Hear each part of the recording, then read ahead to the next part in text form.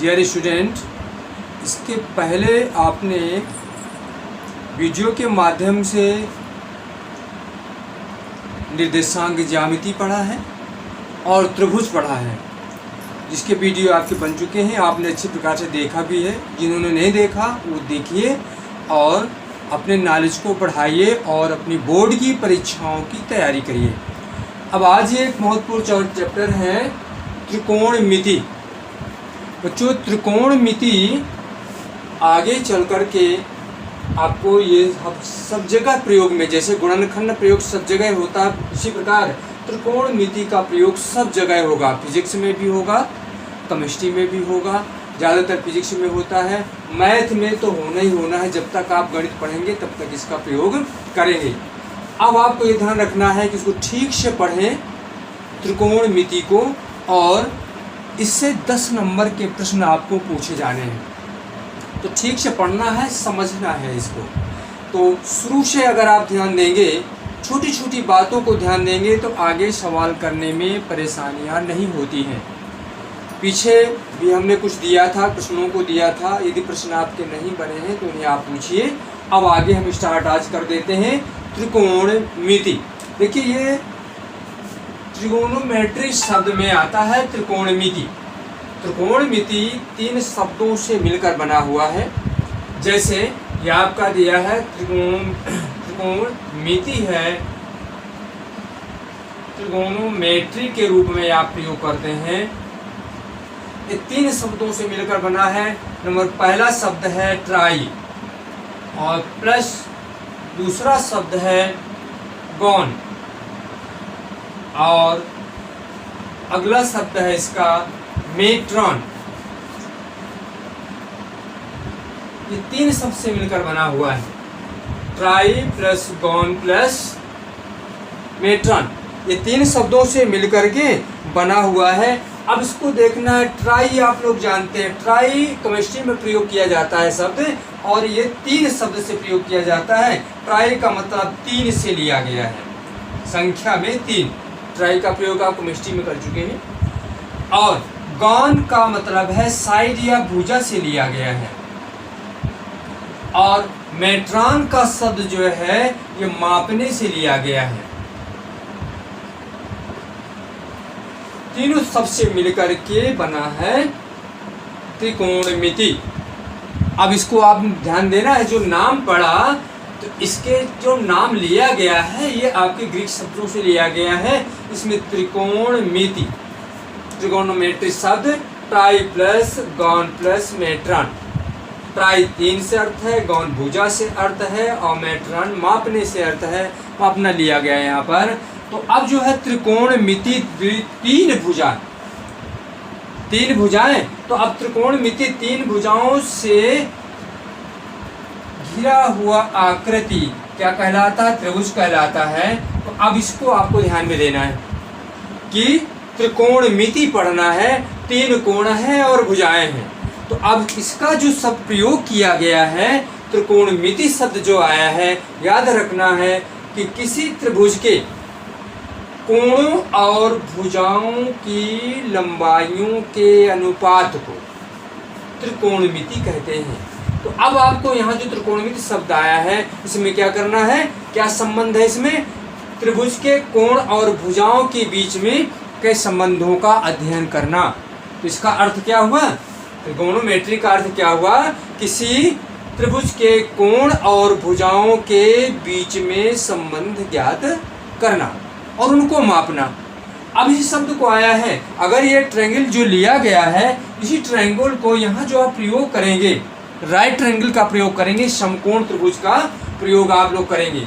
समकोण त्रिभुज, अब समकोण त्रिभुज में लेंगे तो एक का त्रिभुज में ये नाम पड़ गया, जैसे ए बी और सी। हमने बी को मान लिया समकोण त्रिभुज है।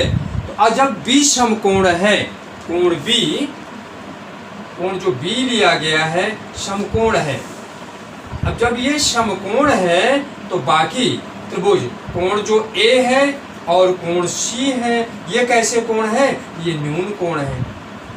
ये न्यून कोण लिया गया है, ये भी न्यून कोण है। तो इस प्रकार आप देखेंगे यहाँ एक समकोण है, अब बाकी न्यून कोण है इस त्रिभुज में। तो यहाँ आप देखेंगे जो अध्ययन आप करेंगे समकोण त्रिभुज में, उसके न्यून कोण और भुजाओं की लंबाइयों के का अध्ययन करना, उनके मापों के बीच में संबंध ज्ञात करना, या उनकी लंबाइयों के बीच का जो संबंध है ये ज्ञात करना, अनुपात ज्ञात करना, ये आपका त्रिकोणमिति के अंदर है। तो सीधी परिभाषा आपको यही रखेंगे कि किसी त्रिभुज के कोणों और भुजाओं के बीच में संबंध को ही हम त्रिकोणमिति कहते हैं। ये आपको ध्यान में रखना है। अब यहाँ है समकोण त्रिभुज लिया है, तो जो न्यून कोण वाले, जो न्यून कोण है जैसे कोण ए या कोण सी, इन कोणों और इनसे संबंधित भुजाओं के बीच का अध्ययन करना। तो न्यून कोण और उनके बीच की भुजाओं का अध्ययन करना ही आपका क्या है, त्रिकोणमिति है। इसको आपको ध्यान में रखना होगा। ये केवल जानकारी मात्र के लिए है कि आप जाने त्रिकोणमिति क्या है। और देखिए इससे मतलब क्या है, जैसे समकोण त्रिभुज का ही यहाँ पूरे त्रिकोणमिति में प्रयोग होगा। समकोण त्रिभुज में आपका समकोण और न्यून कोण आपके आएंगे, किंतु याद रखिए कि हम किस त्रिभुज का प्रयोग करेंगे पूरे त्रिकोणमिति में, समकोण, केवल और केवल समकोण त्रिभुज का ही प्रयोग आप करेंगे। अब समकोण त्रिभुज में जैसे किसी ऊंचाई पर वायुयान उड़ रहा है और हम पृथ्वी तल पर नीचे खड़े हुए हैं, तो हमारी उनके बीच की दूरी क्या है। अगर हम धरातल से क्षैतिज से लंबवत ऊंचाई नापते हैं, बीच का कोण अगर मालूम है, वहाँ से ज्ञात करते हैं, उस बिंदु को ज्ञात कर सकते हैं कितनी दूरी पर है। तो ये ज्ञात करने के लिए, कोई गुब्बारा उड़ रहा है किसी ऊंचाई पर, उसकी दूरी ज्ञात करने के लिए हम इसका प्रयोग करते हैं। इसी प्रकार इंजीनियरिंग के क्षेत्र में भी ये त्रिकोणमिति का प्रयोग बहुत अधिक होता है। ज़्यादातर ऊंचाई और दूरी से इसका संबंधित ज्ञान आपका होता है। तो त्रिकोणमिति का जो यूज करते हैं ऊंचाई और दूरी, तो आप यहीं से ले लीजिए कि त्रिभुज के कोणों और उसकी ऊंचाई, उसकी भुजाओं के बीच में संबंध ज्ञात करना ही त्रिकोणमिति कहलाती है। अब यहाँ देखेंगे समकोण त्रिभुज आपने लिया। अब समकोण त्रिभुज में भुजाओं और कोणों के बीच का संबंध आपको ज्ञात करना है।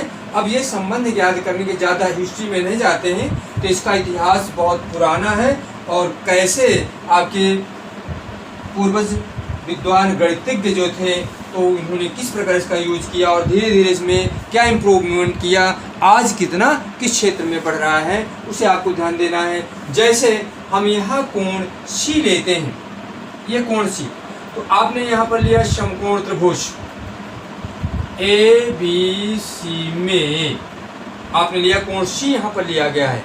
तो कोण सी ये आपकी संलग्न भुजा हो जाएगी, संलग्न भुजा। अब किसकी संलग्न भुजा है, सी की संलग्न भुजा है। यहाँ लिख सकते हैं कोण सी की संलग्न भुजा, कोण सी की संलग्न भुजा। अब ये संलग्न भुजा हो गई, तो ये भुजा क्या होगी, कोण सी की सम्मुख भुजा हो जाएगी। यहाँ लिखेंगे कोण सी की सम्मुख भुजा हो जाएगी, सम्मुख भुजा। तो इसका आप ध्यान रखेंगे, ये सी की संलग्न भुजा है। सी से जुड़ी हुई भुजा को संलग्न भुजा कहते हैं, और इसके सम्मुख सामने की भुजा को जो सम्मुख भुजा के नाम से हमने दे दिया। और देखिए ये समकोण है, समकोण के सम्मुख भुजा कर्ण कहलाती है। याद रखना है, आपको हमेशा याद रखना पड़ेगा। और ये याद रखना है 90 अंश के सामने की भुजा ही कर्ण होती है। तो यहाँ पर कर्ण क्या होगी, समकोण के सामने की भुजा कर्ण हो गई। और ये सी के सापेक्ष न्यून कोणों के सापेक्ष भुजाओं की लंबाइयां मापना ही त्रिकोणमिति कहलाता है। तो न्यून कोणों के सापेक्ष ही लेना है। तो न्यून कोण हमने सी लिया है, सी की सम्मुख भुजा ए बी हो जाएगी, तो सामने की भुजा हो गई। और सी की संलग्न भुजा आपकी बी सी हो जाएगी। तो सम्मुख भुजा सी की ए बी, संलग्न भुजा बी सी, और कर्ण भुजा ए सी होगी। ये आपको ध्यान में रखना है। तो अगर हम यहाँ लें, कोण का हमने नाम नहीं दिया, तो जब नाम नहीं देंगे तो ये सी ही माना जाएगा। अगर इसका कोई नाम दे, theta beta alpha beta gamma कुछ भी दे सकते हैं, तब वो पढ़ा जाएगा। जब तक हम इसका नामकरण नहीं करते हैं तब तक कोण सी पढ़ा जाएगा। यहाँ कोई नामकरण नहीं करते तो कोण ए पढ़ा जाएगा। यहाँ कोई नामकरण नहीं करते, कोण बी पढ़ा जाएगा। इस प्रकार हम देखते हैं। तो जैसे त्रिभुज ABC में लिया, कोण C से हम लेते हैं, तो जैसे हम मान ज्ञात करें। अब देखिए ये उत्पत्ति साइनस शब्द से उत्पत्ति, साइन की उत्पत्ति हुई है। अब कोसाइनस से कॉस की उत्पत्ति हुई है। 60 में आज वर्तमान में गणितज्ञ विद्वानों ने नामकरण साइनस को साइन कर दिया और कोसाइनस को कॉस कर दिया। अब उसके बारे में हिस्ट्री में आपको नहीं जाना है। अब देखिए साइन शब्द को हम देखेंगे। साइन, साइन शब्द लिया, जैसे हिंदी में हम लोग ज्या कहते हैं, तो ज्या को पढ़ने में दिक्कत होती है, तो साइन इंग्लिश शब्द आपके लिए आसान पड़ता है, तो साइन पढ़ते हैं। हिंदी में क्या पढ़ेंगे? ज्या शब्द पढ़ेंगे इसको, ज्या। अब साइन पढ़ना है, यहाँ कोण कुछ नहीं लिया, तो हमने यहाँ कोण C ले लिया, ये C है। और जब साइन C लिया, तो अब देखेंगे साइन C में कोण C की सम्मुख भुजा, कोण C की सम्मुख भुजा, सम्मुख भुजा लेंगे। कोण C की सम्मुख भुजा आई और सम्मुख भुजा के सापेक्ष अब आगे क्या लेंगे? कोण C की सम्मुख भुजा आ गई, इसके बाद इसकी कर्ण भुजा लेंगे, कर्ण भुजा ले लिया गया। तो अब देखिए बच्चों, ये ध्यान देंगे, साइन C, कोण C लिया गया, C पर ध्यान देना है। तो कोण C की सम्मुख भुजा बटे कर्ण भुजा, तो कर्ण भुजा। अब यहाँ पर देखिए साइन C की वैल्यू, C की सम्मुख भुजा क्या है? AB, और कर्ण भुजा क्या है? AC। अब देखिए AB को अब देखें, चित्र के सापेक्ष देखेंगे, ये दूसरे से लंबवत भुजाएं हैं। तो ये भुजा लंबवत भुजा है, ये ऊंचाई लंबवत, ये लंबमान कह सकते हैं, ये आधार कह सकते हैं, और ये कर्ण कह सकते हैं। तो अब यहाँ पर AB को क्या पढ़ेंगे? AB को हमने लंबवत ऊंचाई, लंबवत ऊंचाई, तो 60 में केवल लंब नाम रख दिया, और AC को क्या रख दिया? आपको मालूम है, चित्र में आप देख रहे हैं, ये कर्ण भुजा है। तो ये सूत्र आपका बन गया साइन C के सापेक्ष, साइन C का सूत्र हो गया। तो बच्चों, अगर हम C की जगह में एक हमने मान ये कोण का नाम दे दिया थीटा, थीटा कोण के संकेत हैं। अब इसको C ना पढ़ के थीटा पढ़ेंगे। जब थीटा पढ़ेंगे तो यहाँ थीटा लिख सकते हैं, अल्फा लिखते हैं तो यहाँ अल्फा लिख सकते हैं। तो इनको भी आप ध्यान रखेंगे, जो कोण लिया जा रहा है, तो अब C लेंगे तो C को ही पढ़ा जाएगा। इस प्रकार आप इसको करेंगे। तो साइन थीटा रखना चाहें तो यहाँ थीटा रख दीजिए, थीटा। अब C कोण का मान हमने रख दिया है, तो यहाँ भी थीटा हो गया। अब थीटा कोण C के रूप में आपने रखा है, कोण C या कोण थीटा के सम्मुख भुजा आप ये रख सकते हैं। तो अब जो है यहाँ से आप रखेंगे तो ये मान आपका आ जाएगा साइन थीटा। अभी आप C ने लिया तो C ही रखे रहिए, यहाँ लिख देते हैं। अगर आप थीटा कोण लें तो साइन थीटा इज इक्वल लंब बटे कर्ण। तो 60 में हमने लंब रख दिया और ये कर्ण रख दिया, और आप यहाँ से ध्यान दीजिए लंब बटे कर्ण। तो साइन थीटा का सूत्र आ गया लंब बटे कर्ण, अर्थात नून कोण की भुजाएं लंब और कर्ण के अनुपात को साइन या ज्या कहते हैं। इसका अनुपात रहेगा, जो साइन का अनुपात प्राप्त होगा उसकी लंबवत भुजा, सम्मुख भुजा, और उसकी कर्ण भुजा का जो अनुपात है वही साइन का मान या ज्या का मान होता है। ये याद रखना है। और इसके साथ में अगर हम कॉस ले लेते हैं तो कॉस, जैसे हम कॉस C ले लें, तो कॉस C लेंगे तो समझ लीजिए यहाँ पर अगर हम कॉस C लेते हैं तो कॉस C लेने पर ये आ जाएगा, तो उसकी संलग्न भुजा लिखेंगे। इसे लिख लेंगे आप कॉस C। तो कोण C की संलग्न भुजा, संलग्न भुजा और बटे कर्ण भुजा, कर्ण भुजा, अर्थात कॉस C बराबर संलग्न भुजा। ये आपका जो है क्या संलग्न भुजा, ये आधार कहलाएगी। संलग्न भुजा क्या कहलाएगी, आधार कहलाएगी। तो ये आधार भुजा आपकी आ गई और बटे कर्ण। अगर ये कोण C की जगह थीटा ले लिया जाए तो ये cos थीटा इज इक्वल आधार बटे 60 में हमने आधार बटे कर्ण लिख दिया, तो ये आपका मान हो गया cos theta. sin theta cos theta आपने प्राप्त कर लिया। इसी प्रकार tan थीटा प्राप्त करते हैं, तो टेंजेंट आता है यहाँ पर, तो tan थीटा आप जब प्राप्त करेंगे तो tan थीटा इज इक्वल, तो अब इसमें कैसे करेंगे, कोण C लेंगे तो कोण C के सापेक्ष सम्मुख भुजा और संलग्न भुजा दोनों का अनुपात tan कहलाता है। तो आ जाएगा कि थीटा की सम्मुख भुजा और संलग्न भुजा, इन दोनों का जो अनुपात होगा ये आपका क्या कहलाएगा, tan थीटा कहलाएगा। तो यहाँ हमने tan थीटा बराबर संलग्न भुजा को आप यहाँ पर लंब के मान से रखे हैं और संलग्न भुजा को आधार के नाम से रखे हैं। तो आप tan थीटा का सूत्र प्राप्त कर लिया। sin थीटा इज लंब बटे कर्ण, लंब और कर्ण के अनुपात को sin कहते हैं और आधार और कर्ण के अनुपात को cos कहते हैं और लंब और आधार के अनुपात को tan कहते हैं। तो आपको ये ध्यान रखना होगा, लंब और कर्ण का अनुपात sin, आधार और कर्ण का अनुपात cos और tan और लंब का अनुपात tan, इसमें लंब और आधार का अनुपात tan हो जाएगा। लंब आधार के अनुपात को हम tan कहते हैं, ये आपको ध्यान में रखना होगा। अगर इसको हम रिवर्स कर दें, इसका रिवर्स करेंगे तो पलट जाएगा। रिवर्स में जो ये आपका बनेगा, तो ये रिवर्स करने पर 1/sin बनेगा और ये उल्टा हो जाएगा, कर्ण बटे लंब बन जाएगा। तो इसको हम कौशिक के नाम से जानेंगे, जो है कौशिक,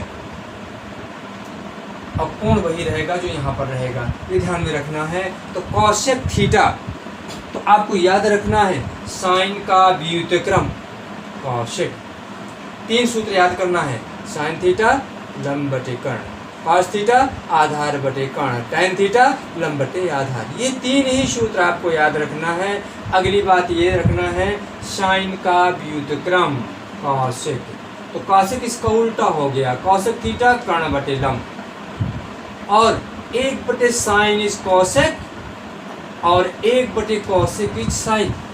इसी को हम लिख सकते हैं, इसी को जस्ट रिवर्स में सीखेंगे तो 1/cosec इज साइन। तो और भी सूत्र आपका प्राप्त हो गया। यहाँ से देखिए, यहाँ से उत्पत्ति किया आपने, इसका व्युत्क्रम किया, 1/sin लिख दिया, तो ये पलट गया कर्ण बटे लंब, जिसको हम कौशिक कहते हैं।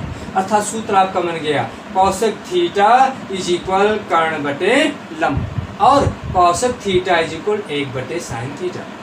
साइन और कौशिक के पदों में सूत्र बन गया cosec theta is equal 1/sin theta और 1/sin theta is equal cosec theta, और ये आपका सूत्र आ गया। तो ये इतना याद रखना है, साइन कॉस tan, इसका व्युत्क्रम ये, इसका व्युत्क्रम पलट गया, व्युत्क्रम हो गया, और ये नया सूत्र आपका बन गया 1/sin is Kaushik, 1/cosec is sine, sine theta बराबर 1/cosec थीटा, साइन थीटा बराबर 1/cosec, 1/cosec बराबर साइन, उल्टा सीधा दोनों तरह से यूज में आता है। कौशिक रखा है, साइन की जरूरत है तो साइन में आपने 1/sin चेंज कर लिया, 1/sin है कौशिक में चेंज करना है तो कौशिक रख दिया, 1/cosec है साइन में तो साइन आ गया। तो जो यूज करना है, तो मेन आपके फार्मूले ये है, बाकी ये व्युत्क्रम आपको तैयार करना है। अब इसके बाद में जैसे दूसरे स्टेप में आते हैं कॉस में आते हैं, तो कॉस का अगर हम व्युत्क्रम लें तो 1/cos बनेगा, और जब व्युत्क्रम लेंगे तो पलट जाएगा, तो ये भी पलट जाएगा, तो कर्ण बटे आधार हो जाएगा, आधार बटे कर्ण का क्या बन जाएगा, कर्ण बटे आधार। और जब ये कर्ण बटे आधार हो जाएगा तो इसको हम नया नाम देते हैं, और यह नया नाम होता है शेक, नया नाम होता है शेक। तो ये एक फार्मूला बन गया, क्या, cos का व्युत्क्रम शेक, शेक इज इक्वल कर्ण बटे आधार, और shake is theta is equal 1/cos theta, 1/cos theta is equal shake theta. ये आप यूज कर सकते हैं। इसके सापेक्ष अगर हम न्याय से लेते हैं, इसका जस्ट में इसी को इस प्रकार लिख सकते हैं, 1/sec लिख दिया जाए, 1/sec तो बराबर cos हो जाएगा, तो 1/sec theta is cos theta, एक बटे cos theta is sec theta. और याद रखना है cos थीटा के सूत्र से ही आपने बनाया है व्युत्क्रम करके। तो cos थीटा और sec थीटा एक दूसरे के व्युत्क्रम हैं। इसी प्रकार आगे देखिए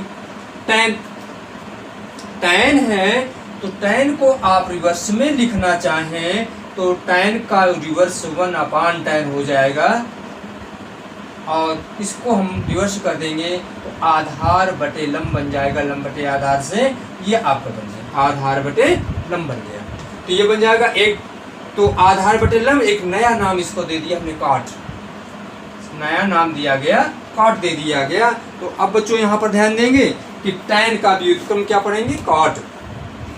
tan का व्युत्क्रम काट कैसे बनाया, तो काट theta is 1/tan theta, 1/tan theta is काट थीटा। और सूत्र याद रखना है तो मेन सूत्र आपको sin cos tan 3 ही याद करना है। tan का व्युत्क्रम काट याद करना है, काट का सूत्र आधार बटे लंब बन जाएगा। tan लंब बटे आधार, काट आधार बटे लंब, sin लंब बटे कर्ण, cosec कर्ण बटे लंब। तो इस प्रकार जो है आप देख रहे हैं sin थीटा लंब बटे कर्ण, तो उल्टा हो जाएगा कर्ण बटे लंब हो जाएगा। और ये सूत्र भी बन जाएगा tan इज इक्वल जो है tan का सूत्र आपका जो आया, तो ये इस प्रकार आपने 1/tan लिख दिया। तो cot theta is equal 1/tan theta, और 1/cot थीटा 1/cot लिख दें तो ये tan की वैल्यू आ जाएगी। तो यहाँ से आपने फार्मूला निकाल लिया व्युत्क्रम के सापेक्ष परिभाषा से। व्युत्क्रम की परिभाषा आपको आनी चाहिए, ऐसी दो संख्याएं जिनका गुणनफल 1 प्राप्त हो एक दूसरे के व्युत्क्रम कहलाती हैं, एक दूसरे के व्युत्क्रम कहलाती हैं। जैसे ऐसी दो संख्याएं लें, हम एक संख्या लिया x और एक लिया 1/x, और दोनों का गुणा किया, x कट जाएगा, एक आगे। एक संख्या 3 लिया और दूसरा 1/3 लिया, 3 कट गया, 1 प्राप्त हो गया। तो एक दूसरे के व्युत्क्रम है।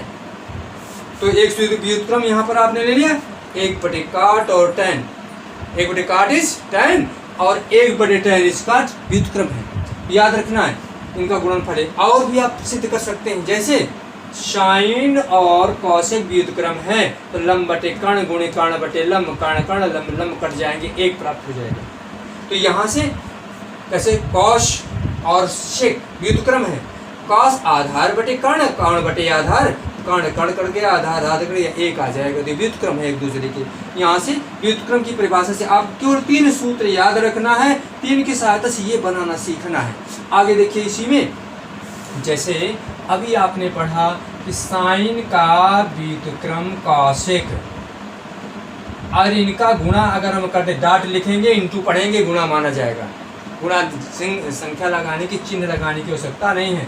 sin theta into cosec theta is equal 1 formula पढ़ेंगे। तो यहाँ से देखिए फार्मूला बन गया आपका, व्युत्क्रमों का गुणनफल 1 होता है। sin cosec व्युत्क्रम है तो इनका गुणनफल 1 प्राप्त होगा। sin theta into cosec theta is 1, व्युत्क्रमों का गुणनफल 1, ये व्युत्क्रम है एक दूसरे के। यहाँ देखिए sin थीटा इज इक्वल जो आपने प्राप्त किया, तो 1/sin is cosec, cosec is 1/sin, तो sin थीटा बराबर 1/cosec थीटा और cosec थीटा बराबर 1/sin थीटा। ये सूत्र यहीं से बनाए गए थे व्युत्क्रम से, आपने एक फार्मूला ये बना लिया। तो व्युत्क्रम को एक के लिए सूत्र बन गया। दूसरा देखिए cos और sec व्युत्क्रम है, तो cos theta into sec theta is 1, ये व्युत्क्रम है तो इनका गुणनफल 1 आएगा। इसी प्रकार cosec का मान, cos का मान निकालें तो ये बटे में पहुंच जाता है, जो सूत्र आप निकाल चुके हैं। sec का मान निकालें, ये बटे में पहुंच जाता है। तो ये आप निकाल चुके हैं, 1/sec cos और 1/cos इज sec।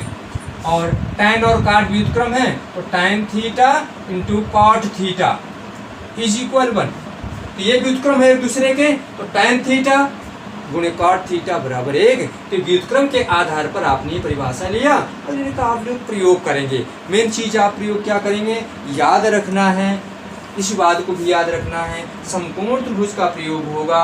समकोण त्रिभुज में 3 भुजाएं आपकी आएगी, 90 अंश के सामने की भुजा कर्ण, और अगर ये लंब मान लेते हैं तो ये आधार हो जाएगा, अगर ये आधार मान लेते हैं तो ये लंब हो जाएगा। अगर आपने कोण थीटा लिया तो ये आधार रहेगा, ये लंब रहे। कर्ण में कोई परिवर्तन नहीं होने वाला है, याद रखना है। बच्चों ये जरूर याद रखें, कोणों के आधार पर। कोण सी लिया है तो ये आधार होगा, ये लंब होगा। कोण ए लिया है तो ये आधार होगा और ये लंब होगा। कोण को ध्यान में रखना होगा। कोण ए लिया गया तो ये आधार और ये लंब।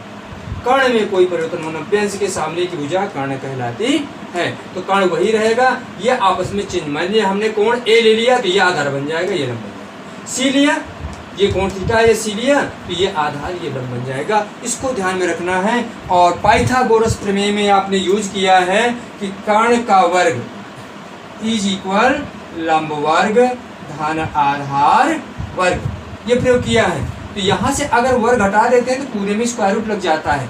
लंब का मान निकालना चाहते हैं तो लंब का वर्ग बराबर कर्ण का वर्ग, ये आगे पक्षांतर हो जाएगा माइनस आधार का वर्ग। और अगर आधार का वर्ग निकालना चाहते हैं तो कर्ण का वर्ग लंब का वर्ग आगे घर जाएगा तो लंब का वर्ग ये बन जाएगा। अगर यहाँ से स्क्वायर रूट हटाते हैं, इसका स्क्वायर हटा दें तो यहाँ पूरे में रूट लग जाएगा। इसका स्क्वायर हटा दें तो पूरे में रूट लग जाएगा, इसका स्क्वायर हटा दें तो रूट लग जाएगा। इसको आपको ध्यान में रखना होगा। बस इन्हीं सूत्रों का आप प्रयोग करेंगे और एक प्रश्नावली 8.1 आप पढ़ेंगे इसी पर आधारित। तो आज केवल इतना ही रखेंगे, इसको ध्यान में रखिए, पढ़िए। जो आप हमने बताया इसको सीखने मात्र के लिए इन सूत्रों को तैयार करना है। और बहुत सरल सूत्र हैं, कठिन नहीं है, एक दूसरे से ये रिलेटेड होते हैं, इनको ध्यान में रखना है। वीडियो को ध्यान से देखें, सुने, पढ़ें और इसको लर्न करें सूत्रों को, तो आपके लिए प्रश्नावली जो त्रिकोणमिति की है इतनी इजी लगेगी जैसे कि आप पहले से ही सीख चुके थे। अगर आप इतना सीख लेते हैं तो वीडियो को लाइक करते रहें, चैनल को सब्सक्राइब करते रहें और वीडियो को प्रतिदिन देखें और अपनी समस्याओं को भी बताएं।